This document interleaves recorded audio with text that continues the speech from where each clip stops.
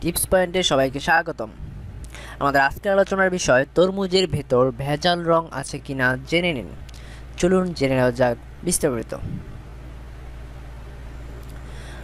বাজারে উঠেছে নতুন তরমুজ, তবে অনেকেই তরমুজের ভেতর ইনজেকশনের সহায়তায় রং দেওয়া হয়েছে কি না তা নিয়ে চিন্তিত।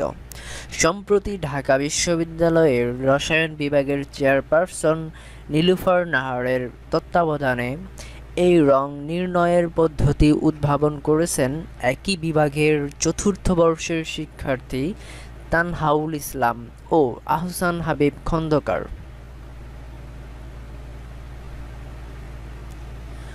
তরমুজের ভেতর রং রয়েছে কিনা তা জেনে নিতে বাজার থেকে কেনা তরমুজের একটা ছোট ফালি কেটে নিতে হবে। এরপর এটিকে চিপে রস বের করে নিতে হবে। রসকে স্বচ্ছ গ্লাস বা লম্বা পাত্র রেখে যতটুকু পরিমাণে তরমুজের রস নেওয়া হবে ততটুকু পরিমাণে নারিকেল তেল দিতে হবে। এরপর দ্রবণটিকে 1 মিনিট ঝাঁকিয়ে রেখে দিতে হবে।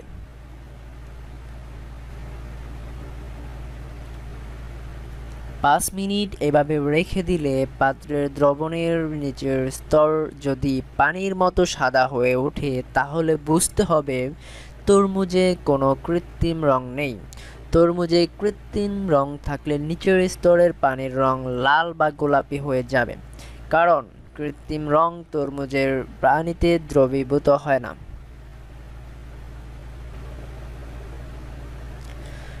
গবেষকরা বলেছেন তরমুজে প্রাকৃতিক রং লাইকোপিন রয়েছে। এটা জৈব যৌগ বা তেলের সঙ্গে দ্রবীভূত হয়ে টিউবের ওপর হলুদ রং হয়ে ভাসে, আর বাকি তরমুজের পানি অজৈব দ্রাবক নিচের স্তরে পড়ে থাকে। কৃত্রিম রং তরমুজের লাইকোপিনের সঙ্গে দ্রবীভূত না হয়ে নিচের স্তরেই থেকে যায়।